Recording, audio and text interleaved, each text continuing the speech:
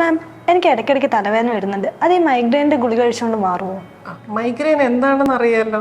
Migraine നമുക്ക് നെർവിന് വരുന്ന ഒരു ഡിസീസാണ്. മൈഗ്രെയിൻ ഉള്ള ആളുകളിൽ നമ്മൾ എപ്പോഴും ഒരു ന്യൂറോളജിസ്റ്റ് അല്ലെ ഫിസിഷ്യൻ്റെ എക്സ്പേർട്ട് ഒപ്പീനിയൻ ആദ്യം പോകണം.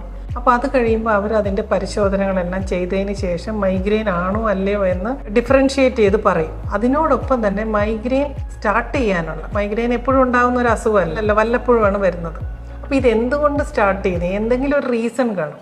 അപ്പോൾ ഈ റീസണിൽ ഒരെണ്ണമാണ് നമ്മുടെ പല്ലിലുണ്ടാകുന്ന പോഡ്, ഡീപ്പ് ക്യാവിറ്റീസ്, അതുപോലെ തന്നെ സൈഡിലുണ്ടാകുന്ന തേയ്മാനങ്ങൾ, അബ്രേഷൻസ് എന്ന് പറയും. അബ്രേഷൻസ് എപ്പോഴും വളരെ സെൻസിറ്റീവ് ആയിരിക്കും. അപ്പോൾ ഈ അബ്രേഷൻസിൽ അല്ലെങ്കിൽ ഡീപ്പ് ക്യാവിറ്റീസിൽ ചൂട് തണുപ്പ് ഇവ അടിക്കുമ്പം ഒരു ടെമ്പറേച്ചർ ചേഞ്ച് വരും. അതുപോലെ തന്നെ ചവയ്ക്കുമ്പോൾ പ്രഷർ ചേഞ്ച് ഉണ്ടാവും. ഈ ടെമ്പറേച്ചർ ആൻഡ് പ്രഷർ ചേഞ്ചും നമുക്ക് മൈഗ്രെയിൻ തുടങ്ങാനുള്ള ഒരു റീസണാണ്. അതുപോലെ പിന്നെയുള്ള reason wisdom tooth, impacted upper and lower wisdom tooth. അത് നെർവിൽ ചെറിയ പ്രഷർ കൊടുക്കുന്ന ഒരു കണ്ടീഷനുണ്ട്. നമ്മുടെ ഇമ്പാക്റ്റഡ് വിസ്ഡം ടൂത്തിന് വരുന്ന ഒരു ഇൻഫെക്ഷൻ അല്ലെങ്കിൽ ഇൻഫ്ലമേഷൻ.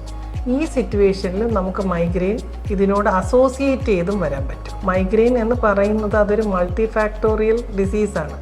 അപ്പോൾ അത് നമുക്ക് ചെവിയായിട്ട് ബന്ധപ്പെട്ട് വരാം, കണ്ണുമായിട്ട് ബന്ധപ്പെട്ട് വരാം, പല്ലുമായിട്ട് ബന്ധപ്പെട്ട് വരാം.